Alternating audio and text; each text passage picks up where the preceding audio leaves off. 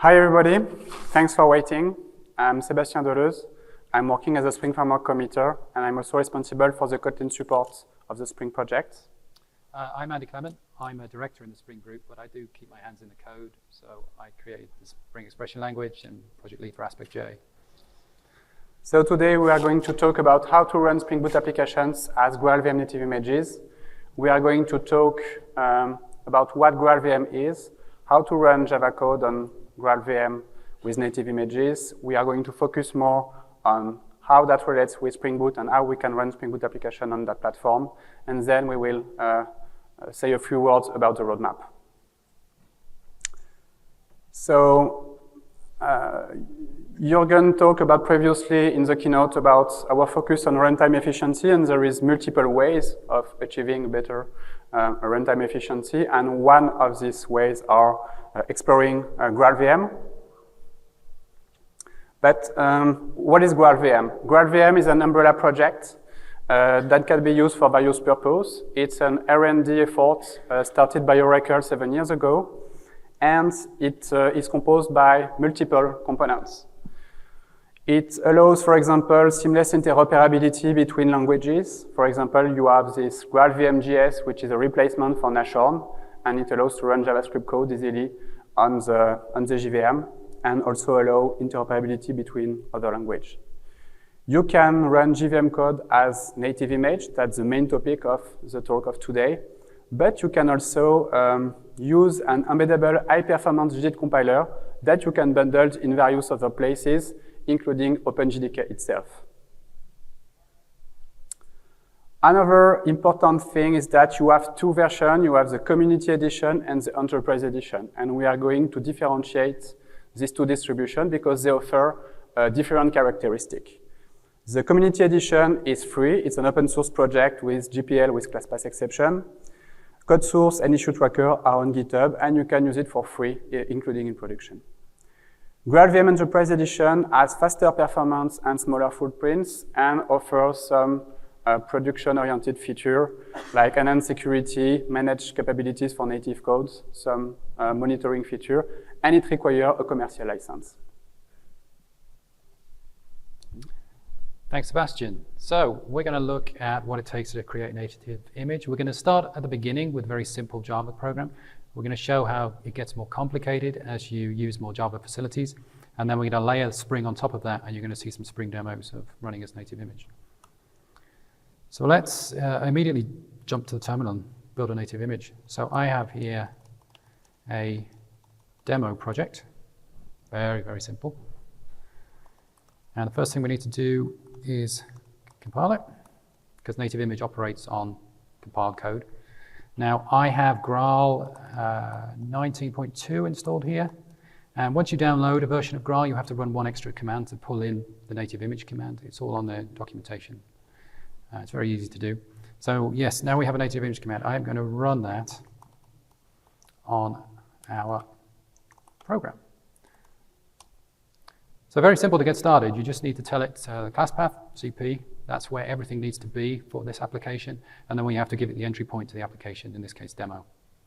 That's all we needed. Then you go and get a coffee. No, that only took 10 seconds, so we're good to go. And that's given me an executable. So it's a fully self-contained executable. It's got JDK bits that it needs and all the other heap bits that it needs and the compiled classes. Is it faster? Let's try it. So that took about 80 milliseconds. And if we time the native image one, it's 10 times faster, 7 milliseconds. So it's living up to its promise so far of being fast startup. Now we're going to get into a lot on how you configure native image. So I just want to show you a very quick example of that here. So if we, so there's various ways to configure it. You can supply more flags like we supplied that class path. But what we can do is if we create a meta-imp folder on the class path with a well-known folder name, native image, it's going to start looking in there when we run it to pick up extra configuration. So I am going to put one bit of configuration in there. So native image will scan for this properties file, and in there it will expect to find instructions about compiling this image. I'm just giving it a very simple instruction of change the name of the executable. So we're going to run that again.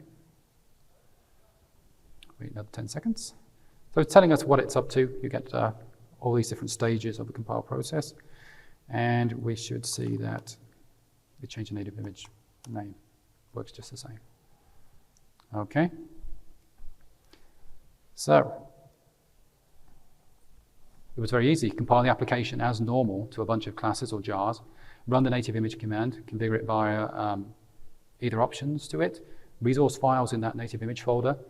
You can also do dynamic configuration, and we're going to focus heavily on that later on. And then you wait a while. Native image is very hungry for RAM. You can just feed it all your RAM. It's perfectly happy to eat it all. And then you get an executable. So there we are. Is that the end of the talk? No, because there's an awful lot of detail to go into. There are limitations. That Java program I showed you didn't do very much. It didn't use many Java facilities. So there's some documentation at the Graal site you can read up on. A lot of stuff is supported. So if you're using static initializers, Lambda expressions, threads, it's all fine. It will just work. There's some stuff that's mostly supported. So you might imagine like the 80% cases is supported. If you're doing standard things in these spaces, those things will just work. But if you go into the corners, you could come unstuck. There's some stuff that is supported if you tell native image what you're doing. So we're going to spend a lot of time in this area: reflection, dynamic proxies, and resource access. It needs to know that you're going to do those things.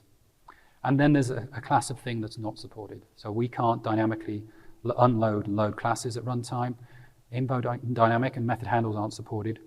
Well, invoke dynamic is supported as much as is needed to support Lambda expressions. There's a special case of that, but the general case is not supported. Finalizers, security manager, not supported. JVM-TI and other native interfaces you can't use. So you're not going to be attaching a Java debugger. You're going to have to break out your sysout, println, debug skills.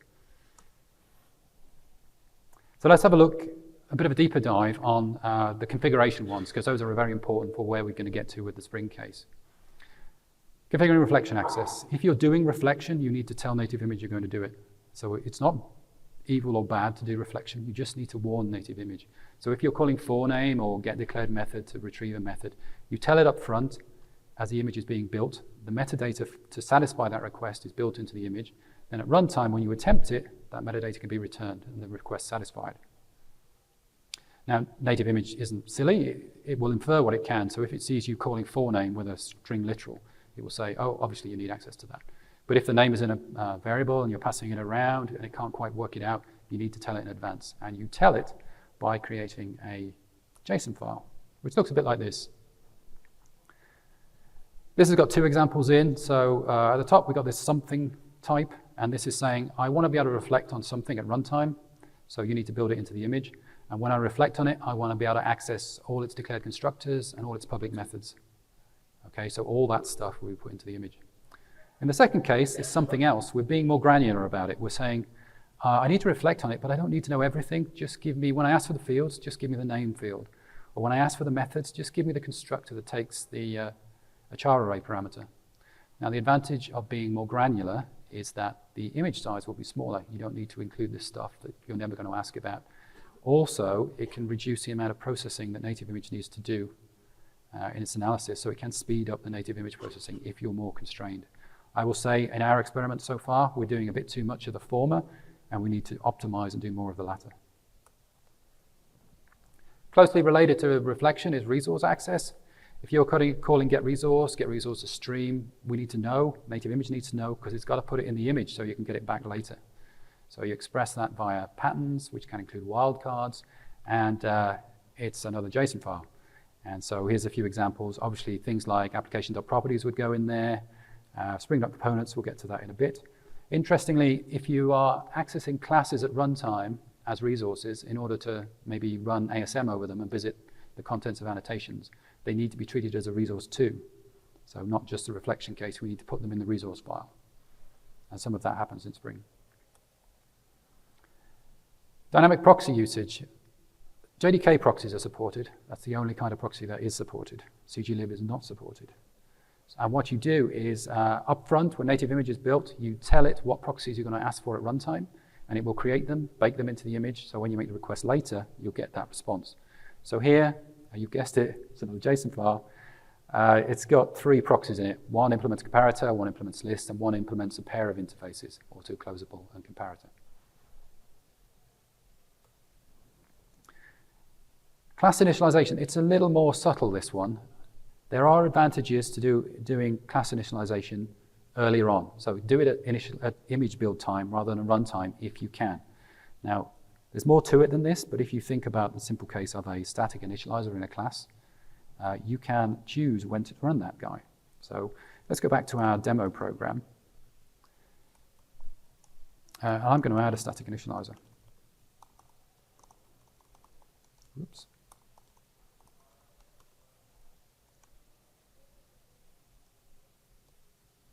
And we need to JavaC that again. And then we need to run native image again. So now we've got a static initializer in the mix. Mine was only printing a message, but you can imagine them being much more complicated than that. So when I run it now, you see it run. But what I can do by configuration is say, I want to initialize this class at image build time. And you'll see this time, the static initializer message came out as we were building the image, and it no longer comes out at runtime.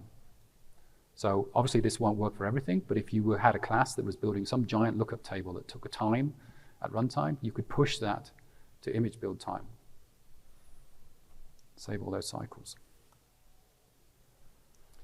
That's configured not by a JSON file. You'll be surprised to hear. So you specify what you want to initially push to build time and what you explicitly want to push to runtime via packages or class names. It can get a bit tricky and hairy when you're trying to optimize. You might think you can push a class to build time, but it has a logger in it that pulls in a logging system that opens a file descriptor to capture the logs, and suddenly you're in a mess because you pulled in too much. So we haven't done too much in this space yet. There's more we can do in the Spring case. So that was stuff that is supported if you tell Graal that you're going to do it. But there are some things that Graal just doesn't support, those method handles I talked about. And for those, it provides a technique called substitution. This is where you create a class that modifies a class coming into the image. So we can replace an implementation of something we pick up off the class path as we build the image, replace it with a version that doesn't break the rules. So I've got an example of that.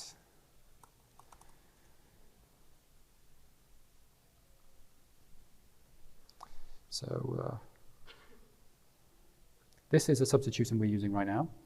So we had a case only a couple of weeks ago where we found that a resource object in Graal was returning length -1 when we knew it wasn't -1. It needed to be the correct value. So first thing we did, raise a bug against the Graal team. They've already fixed it, but we don't have a build with that fix in yet. So temporarily, we created a substitution. So they look like this. You just create a class, a simple class. You create a target class annotation on it, naming what you want to patch, which class you want to target, and then you create a method that substitutes a method in that target class. So in that class, there is a content length returning long, and this is the implementation we want to use, which does a very crude version of length by actually going through the resource and checking how long it is. So that enabled us to progress.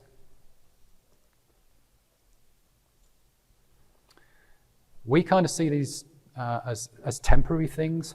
You saw what we did there. We raised an issue with the Graal team and then patched it temporarily until we get the right fix. I don't think we want to use these long term because we've patched it now so that we're running a version of the code that's not been tested. So I'm sure that bit of code in Spring had some lovely test cases on it that verified it behaved. We picked up the jar, changed the implementation. Does it still work the same? I don't know. So they're only temporary. So I think you should always, if you're going to use one, get in touch with the original project, see if you can get them to do something better. We've got a case right now where Spring Data is using some very sexy caching, but it's all method handle based, so it doesn't work. It won't compile with native image. So we have temporarily got a substitution in place to replace it with a method-based cache, which is cruder, but we'll get through the native image process. But at the same time, we want to talk to the Spring Data team and say, can we do something different here? It is possible to build checks into your code. I think there's some in Spring already that say, am I in a Graal environment? And if they are, they can do something different. So you've got all this junk, JSON, and what do you do with it? So I showed you that native image folder before. We put it all in there. So if you were in a Maven Gradle world with group IDs and artifacts, you can use those to differentiate the folder names underneath a native image. And you put all the JSON files in there. Then in that native image properties file, you bring them all together with something like this args line. So this is saying, I want to configure reflection via this reflection config JSON file that's sitting here. Want these dynamic proxies. And we'd also add, if there was initializer, build time, runtime options, we'd throw them in this args flag too. Now, crafting those JSON files is painful. What do? Do you run native image, wait a while, execute the result, it crashes with an error, try and work out what the error means, update the JSON file and go in a loop? You can be there for a long time. That is my life at the moment. But the Graal team are trying to improve that. They have a native image agent. And you can use the agent to generate these JSON files. So you run your Java app in the normal Java way with the agent attached, specify an output folder. Then as you execute the code, if it recognizes you doing reflection-y things, resource access, it'll dump them in the JSON file. Now, it only does it for the route that you take through the app. So if you want to cover all bases, maybe you have to run all your test cases with the agent attached. And this will give you a folder with all the JSON in the world in one place. And then they provide some tools to try and merge that down to a coherent chunk that you can use. I've had some mixed success with this. I mean, it does produce stuff, but I've seen it produce too much stuff. Like I've seen class names in there referring to the transient ones that appear for Lambda expressions at runtime, which kind of didn't need to be in there. But it can be a tool to get you started. It doesn't address initialization, though, because that's a more subtle distinction of when you might get away with initializing something. So that was all static configuration that we find on the disk or supply on the command line. But what we can do is dynamic configuration via something called a feature. Now, the Graal team have an API library, and inside there is a feature interface. You can create a class that implements that interface with lifecycle methods on it, and then you will get called back when native image runs to participate. It'll do one of those steps, then call you and say, do you want to tell me about any reflection going on or any resource access going on? If you slap an @automatic feature on that class, all you need to do then is put your feature, build it, put it on the class path with everything else, and native image will find it, pick it up, and involve you in the process. There's no other steps to take. Something cool, maybe dangerous, you can do with a feature is you can change existing resources as they're added to the image from the class path, or synthesize new ones that aren't originally there. And we'll show you how we've used that a little bit later. And just because you're configuring it dynamically doesn't mean that you can't also have static configuration lying around. Native image will do everything it can, pull all the features together, all the static configuration to understand what it's trying to build. So that's how you typically work with Graal if you don't think about Spring. So we are going to do some Spring stuff here, but Spring doesn't understand your application. So if you're doing your own reflection or your own resource access separate to Spring, you're going to have to start crafting some of those JSON files yourself. But hopefully now you understand how to do that. So how do we get to where we are today? Sébastien and Dave Sire last year gave some quick demos on native image. They were using not your typical Spring apps. They were doing functional registration for beans. It wasn't your typical annotation-based configuration. They had stuff going, but now, this year, we can show you how it works for general applications using annotation-based configuration. Boot 2.2 RC1 just came out, and although it has a few tweaks in it for native image, it also has an awful lot of performance work in for non-native image cases. So I encourage you, and I'll say this again a few times, go to Dave Sire's talk to learn more about that. We'll get into some of the performance numbers a bit later. So now you can take 2.2 RC1 boot apps, and I'll show you some samples. They do turn into native images. Now, the native image code we're going to show you is experimental. Okay, there's a lot of improvements to make, but it does work. So it's Spring Graal Native is the project, and it's in an experimental org, and it provides a Graal automatic feature. Now, if you look inside that feature, there is some static configuration, like we have our own files in there for types that are common to all Spring apps. So those will be fed into the process. But then it will also dig through your app, look at what you're doing with various Spring constructs, and do the reflection and resource access needed to make those work. Inside that project, there's a bunch of samples for various technologies, and we're going to show some of these. Rabbit, Tomcat, Netty, those are all working. So you can take a look for yourselves. So just before I show you some Spring code, I want to show you how some of the behaviors in Spring map onto what you need to do under native image and how we treat those configuration files. So Spring typically scans a subset of the class path. It's looking around for, next to your application, it's looking for your configuration. What do I need to pull in to build this application context? You can't scan the class path in a native image because it's not there anymore. It's all gone. So what do we do there? Well, it turns out there's been a project around for a while, Spring Content Indexer, which is an annotation processor you can put in your Spring projects, and it will push that scan to build time. So if you include that in your project today, it will produce this spring.components file in the meta-imp directory containing that information you would have got from a latest scan. So it's got my components, it would have my entities, etc. in. So all we need to do for native image is use the indexer, because once that spring.components file is found, Spring at runtime won't do the scan, it will just use what it finds. So that's perfect for us in native image. But also,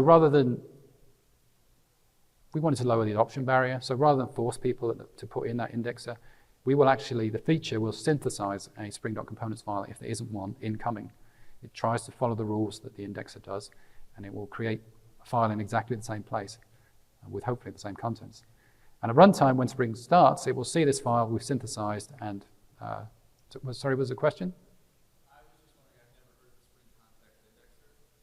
It seems like almost every Spring tool would want to use that for that dependency for faster startup. I don't know that it makes that much difference to start up, but it's worth having a look at. But it's great for our use case. So when that spring.components file, however it came into being, is encountered by the runtime, it just uses it and we're good to go. And so this is an example where the feature is synthesizing something that didn't come from the original class path. Spring generates classes at runtime. Yes, JDK proxies, those are fine, as we've just seen. The feature will register those, all the ones you need. CGlib proxies would be bad, but with Ubuntu 2, you don't need to use CGlib proxies. They've added a feature a little while ago called proxy bean methods as a flag you can tweak to turn off generation of CGlib proxies for configuration classes. So if you look through the Spring code base today, you will see proxy bean methods equals false here and there. If the container is in charge of calling those methods that create beans, it's fine not to proxy them. I mean, the proxies are really there to prevent you doing like double creation of a singleton. So if you're not in that situation, if you let the container do the work, it won't make that mistake and you don't need the proxy. So then we're just left with JDK proxies and those work fine. Spring uses reflection. It does use reflection, and that's okay. GraalVM has great reflection support, as we talked about. You just need to tell it what you're going to do. The feature knows when you use this annotation or that framework feature, it's going to lead to reflection of something in the framework or something in your application. It will register both of those. And the feature knows to chase down annotations. So if it sees some configuration, it says, oh, I need to make this reflectively accessible, but that has an import on it that pulls in something else. It will chase that down the chain transitively to pull everything in. Spring accesses resources. Yep, so we know about those. We had those, applications.properties, application.yaml. And I said before, if you visit the bytecode with ASM to learn more about annotations, you need to add them as resources, and the feature does that for you too. Spring Boot has auto configuration enabled by presence of entries on the class path. Yes, so Spring Boot ships with 120 or so auto configurations, and a lot of them have this guard on at conditional on class. So you might have a bunch of database configuration, but you only want to kick in if the database is on the class path. So those guards at runtime right now choose whether configuration runs or not. And the feature will analyze those to make sure that what you're going to check on can be reflected upon or accessed as a resource, so you can actually, the condition will pass. But we can take that a bit further. Typically, auto-configuration is expressed like this in Spring.Factories. So you put a key, enable auto-configuration, then you list your configurations. So there's a giant one of these in Spring Boot. You may have some of your own. And if you think about it, native image operates in a constrained world where it knows everything about what's on the class path. If it's not on the class path, then it will never be on the class path. So we can, at image build time, know whether a conditional on class check is going to pass or not. So what we've done is, if that check is not going to pass, why let it proceed to runtime and then fail again? what we actually do is modify Spring.Factories on the way in and remove all the entries we're not going to, that will not fire at runtime. And it does make a difference to startup. And so this is an example of modifying a resource as it comes into the image. It's a bit like that trade-off between moving something from initializing at runtime to build time. Here we're trying to push some of the Spring processing from runtime to build time. This is only scratching the surface. We can do way more here, I think. So we've done all the talk. Let's see some code. So I'm going to walk through a few samples here. If you go into the repo, you'll see there's a samples folder full of different projects. We're going to look at a little one here, command line runner. Let's have a look at code. This is very simple. It's not using a web thing. It's just a very simple, there's a command line runner application that's got proxy bean methods false, and then a CLR component that just implements command line runner. So this just prints a message. Now every sample has a compile script in, so you can take a look at what it's actually going to do. It looks a bit complicated, but it's not really. Build the application we're going to compile. Expand the fat jar.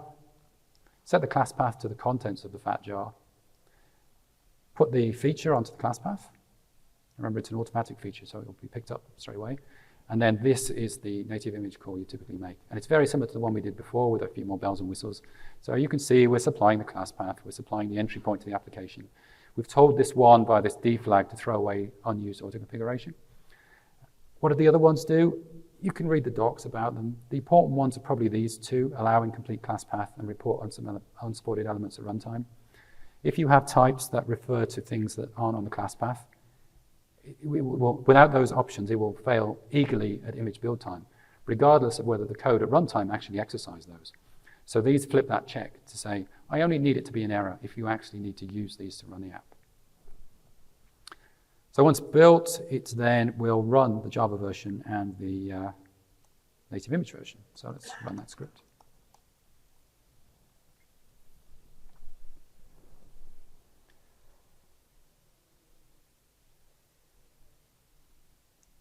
So here we see things starting to get a bit different. So compiler's kicked in, native image is putting out this first line, but immediately it's noticed our feature. And of course, the first thing we put in was ASCII art. We get involved in the process. So this is native image calling us back to make decisions and help out. So you can see some stuff in here, like, for example, that I mentioned that static list of types common to Spring apps. So there's 400 entries in it. We found that 255 in this instance weren't on the class path, so we didn't tell native image about them. I think we can pare this down a bit. This was kind of us adding enough to make things work. There's an optimization phase we can take over the code, which would reduce that down again.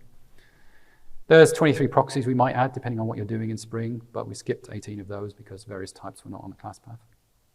Here's the interesting bit, perhaps. There were 124 auto-configurations we picked up from Spring, but this app didn't need 110 of them. So we tweaked the Spring.Factories file and got rid of those. And then we found Spring.Components, because of this project must be using the indexer, and that contained 2 entries. So that took 80 seconds, and you'll see it ran the 2 apps. So it ran the Java version, started in 1.1 seconds, and then it ran the compiled version, which was 24 milliseconds. So this almost feels like you could speed it up by removing that ASCII art, so you didn't have to print it. So we've got that promise of instant startup from our Spring app. And it's just using regular annotation-based configuration. It did take 80 seconds, but I don't want you to worry too much about that. There are things we are going to do and things the Graal team are going to do to speed that up. They already, between 19.0 and 19.2, it's sped up by like 10 to 15% already. And I know this, I mentioned before, we're being a bit over-generous with what we're defining to reflection. If we pull that back a bit, it's going to speed up again. Okay, now that script, it's kind of in every sample, so you can see the kind of thing you can do. Oops. But there is a better way, or an alternative way to consume and build native images. That's just using a Maven plugin. So I'm going to kick this off. And talk a bit about it. So this time we're not using that script. We have, let's look in the POM. It's like a regular POM. It pulls in the feature as a dependency up here. And then there is a Graal profile with the native image plugin pulled in for 19.2, compatible with what we're using on the command line. And native image is called as part of packaging. Now there was, if you remember from the script, there was a bunch of those extra options, the no this and delay till runtime that.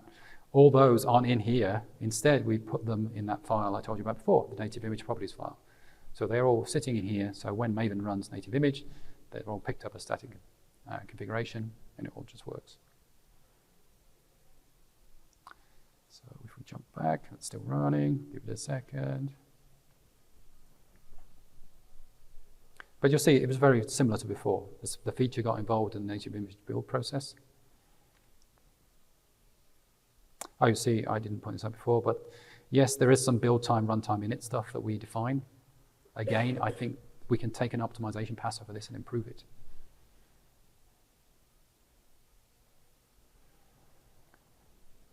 Are we done? Yeah. Because it's Maven, it's put it into the target folder.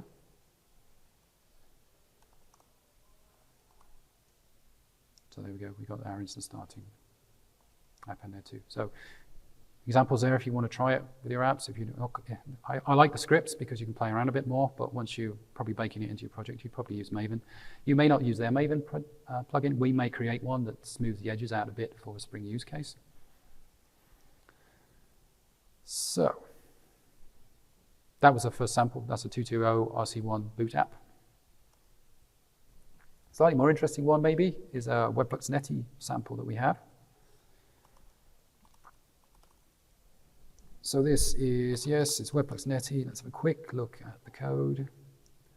Got that proxy B methods false here again, and a simple controller with an endpoint, say hi. Now, I don't want to wait for the native image to run anymore, so I've used a piece of software called ASCII Cinema, which lets you record terminal output, then play it back. So I'm going to play back what happens when you compile this. It's a cool little tool. It allows you to play it back and remove the delays. So let's scroll up to where the feature was running. So, I mean, it's similar output to before. It's just this Spring app uses more features, so more types got registered, more proxies got registered. We didn't dismiss as much auto configuration because we needed a bit more this time.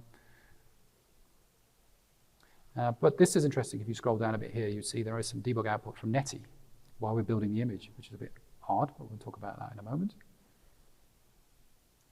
So that took 2 minutes, but as I say, we can make great inroads into that, I think. But how fast is it? So let's run the fat jar version. That's taking 2 seconds. I see a lot of variability in this. Yeah, 1.4 seconds, a big difference. But if we run the native image one, it just starts straight away. Yeah, 50 milliseconds. It's pretty cool.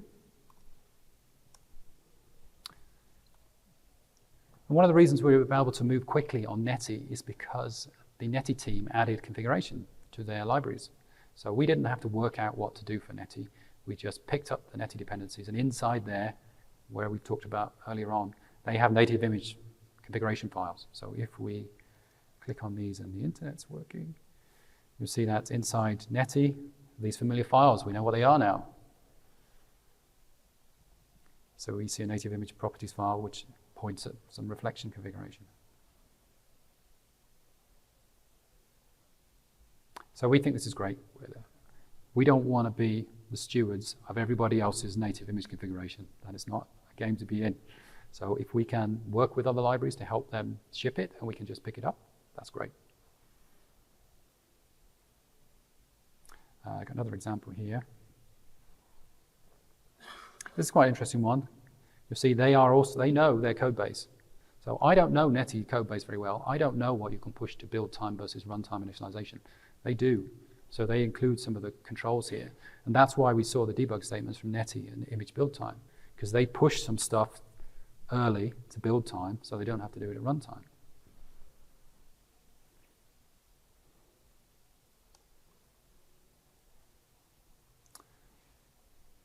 Okay, so that was Netty. Not to be left out, we've got a Spring MVC Tomcat sample.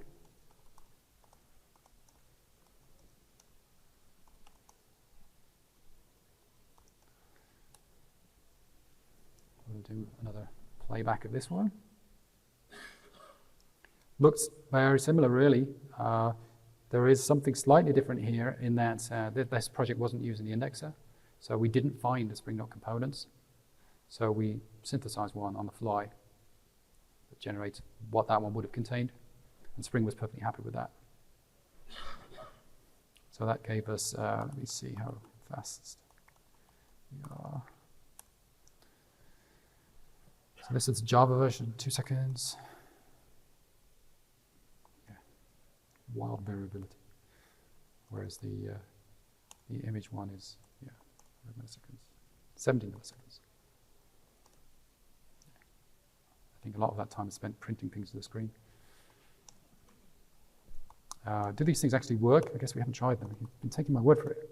They do work. That application is pretty simple, just what you'd expect to see. Just a Tomcat application, proxy beam methods false, and a controller with one endpoint.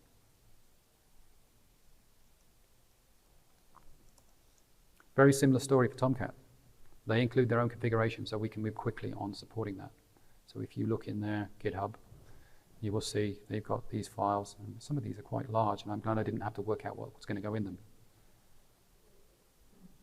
So they've done all the stuff for reflection and resources, all the message bundles and things. They've done all that work so that we don't have to. We can just pick it up. So our feature does some work, but this configuration is lying around on the class path, gets picked up and used as well.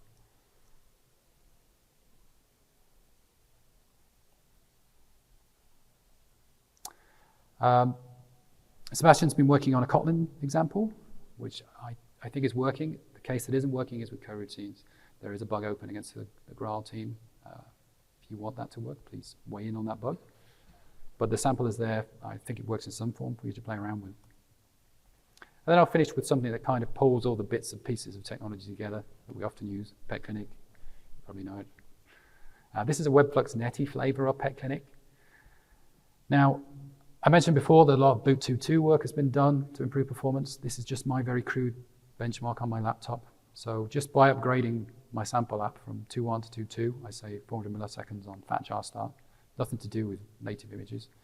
And then at 2.2, there's some -d options I can use to do kind of lazy initialization of some bits and to speed it up even more. So that was another 400 milliseconds. So just by upgrading to 2.2, I'm getting benefits for my non-native image Java apps. I encourage you to go to Dave Sire's session to learn more about that and what this secret -d option is. But we're here to talk about native images. So we have Spring PetClinic.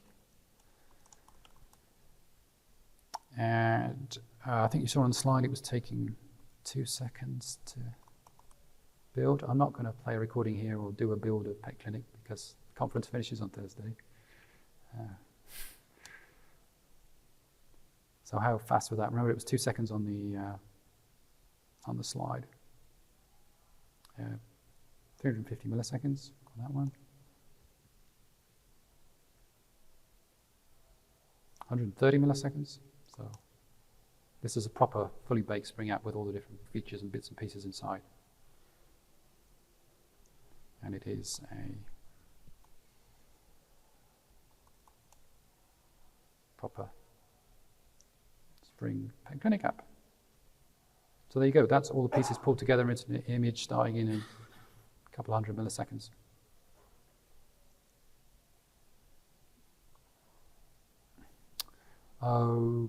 Okay, so you've seen what's possible. You want to try it out? The feature's there if you want to try it. Can you just pick it up and throw it on your large Spring Boot app? I don't think that's going to be totally successful.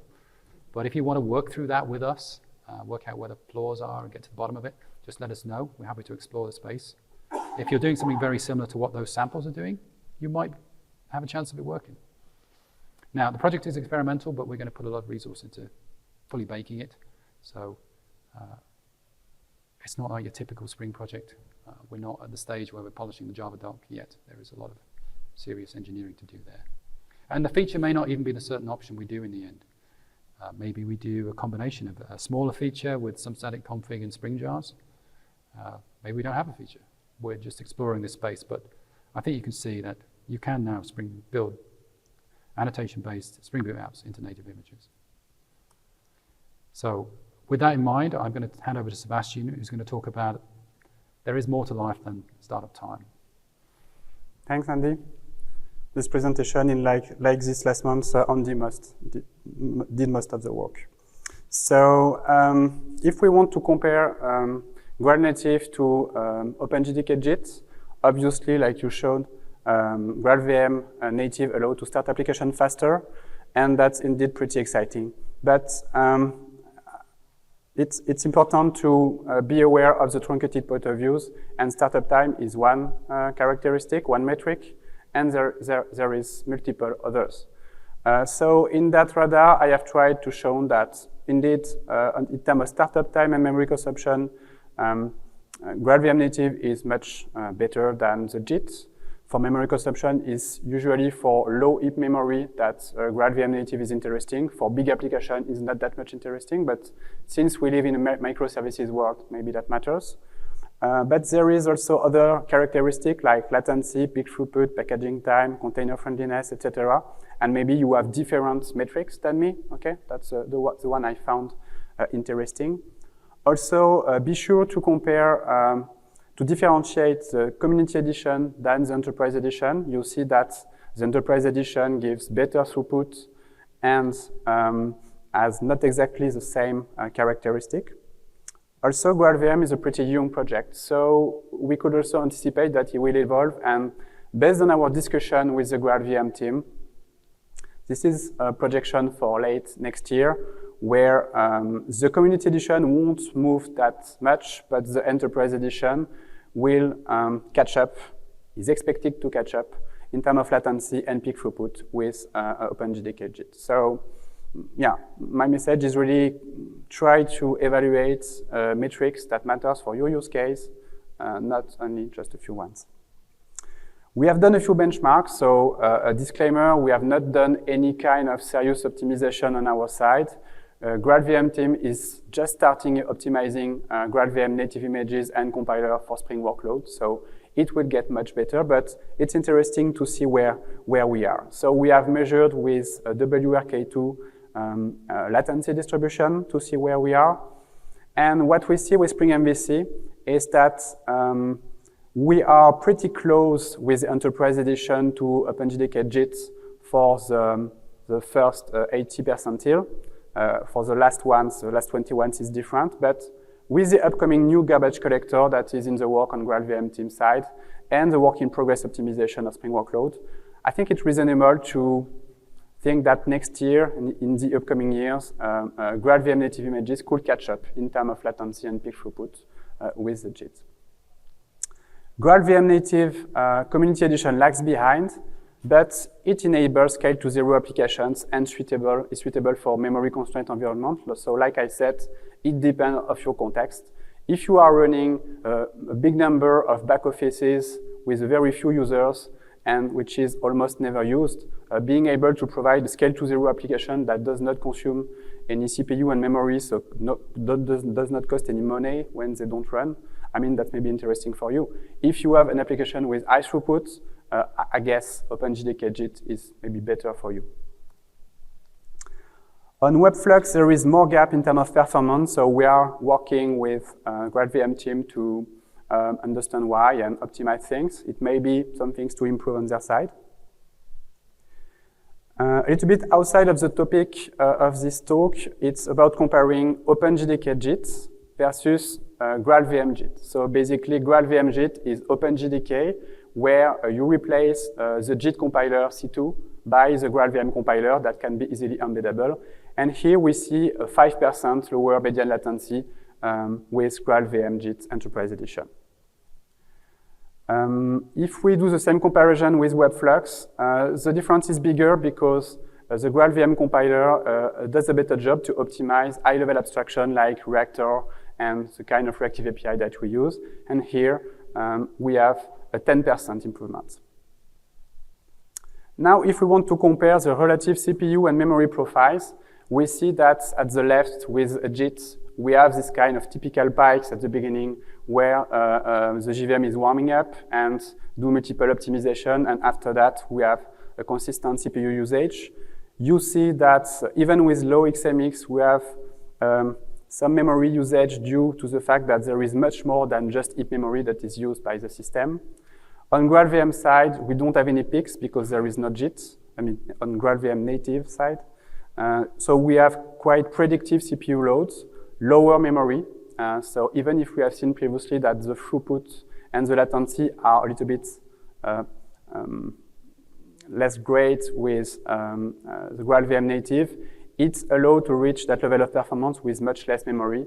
So if you are in a memory constrained environment, that could be interesting.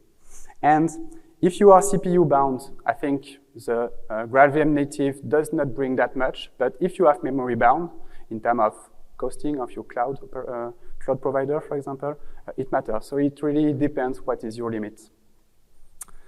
Last few slides about the roadmap. So like Andy said, we really think that GraalVM-native support needs to be sustainable and maintainable, and that's why we do not want to maintain fragile patches for the whole GVM ecosystem.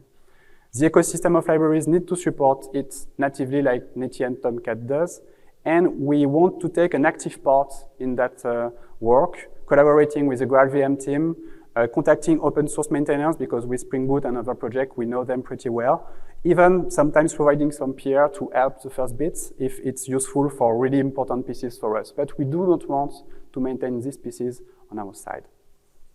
And in a nutshell, Spring should be a good GraalVM-native citizen for its own code base and should support GraalVM-native compatible libraries. We have been collaborating with the GraalVM team, raising multiple bugs, and they have been pretty responsive. And thanks to Thomas and his team, really, it has been a pleasure to work with them. And the collaboration is going to increase in the upcoming months on optimizing both GraalVM-native and GraalVM JIT for optimal performance with Spring workloads, improving the GVM ecosystem compatibility with GraalVM-native, tooling, testing, and this kind of thing that are required to go in production with this kind of platform.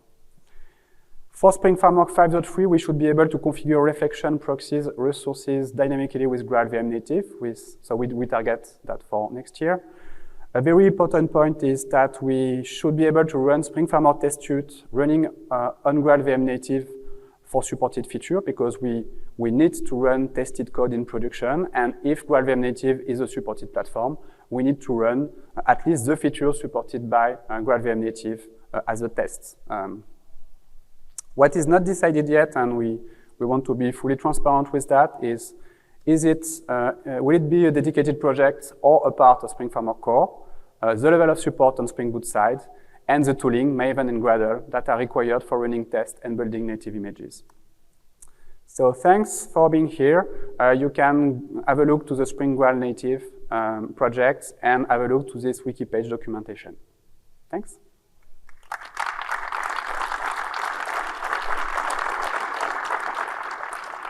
I'm not sure if you have time for questions. Maybe late. Yeah. We got a minute. Okay. Yep.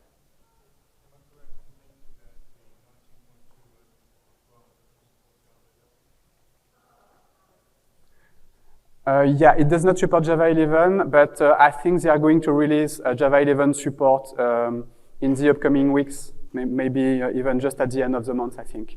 So it's coming. They have been working on that for quite a long time, and I think upcoming upgrades will be faster because they had to update some kind of infrastructure, and that will be easier after that. But yeah, the Java 11 support is really just around the corner.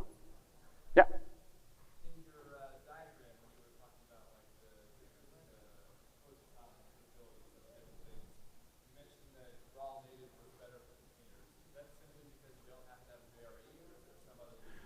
Yeah, so the reason why I put a better notation, better mark for GraalVM-native is because you just have an executable. It could be potentially statically linked, a little bit like Go.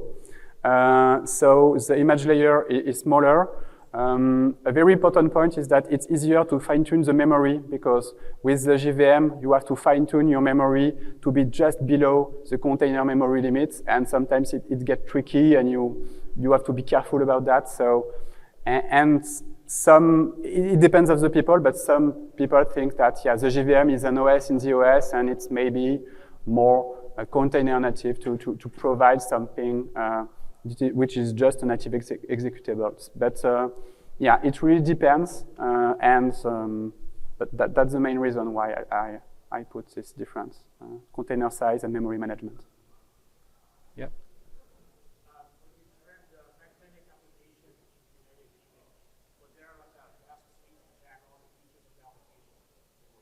Which particular application?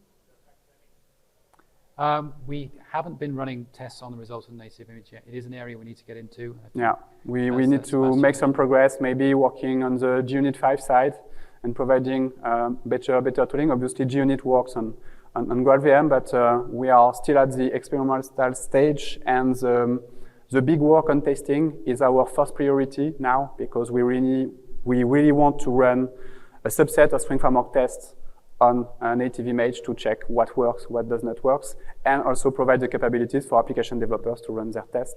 But this is not an area where we have done a huge amount of work for now.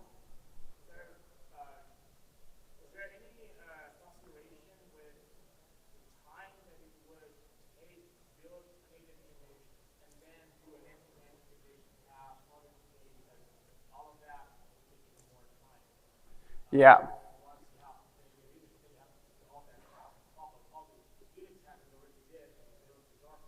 Yeah, there is. Yeah.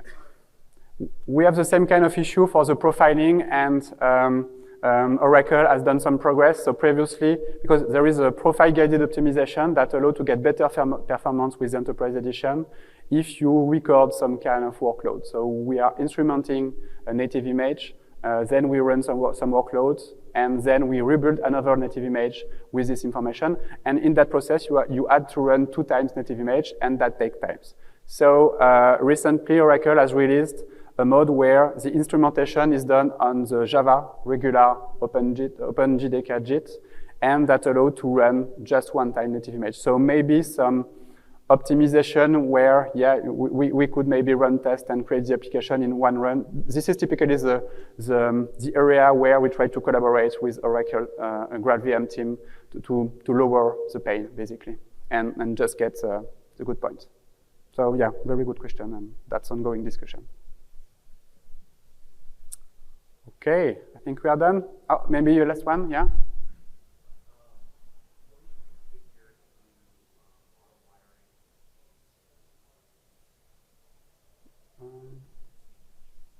What do we do in the future?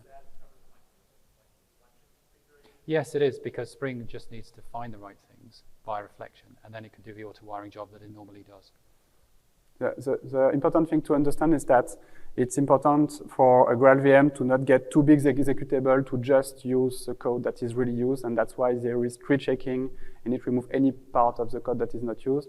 And in Spring, we are in charge of informing, configuring GraalVM to say it's okay, I'm going to instantiate that bin, so we are going to use this bin and this method, etc. So yeah, it's this kind of configuration that is done by Spring. Yeah. The polygon functionality of GraalVM, are you saying possibly Spring with another language? You'll be having support for Graal? Yeah, so maybe we could leverage some GraalVM polyglot capabilities. We have some kind of integration of Nashorn, for example, in Spring Framework. And we could maybe leverage GraalVM capabilities for the JS interoperability or things like that, but we have nothing defined for now. Okay, thanks a lot. Thank you. Bye-bye.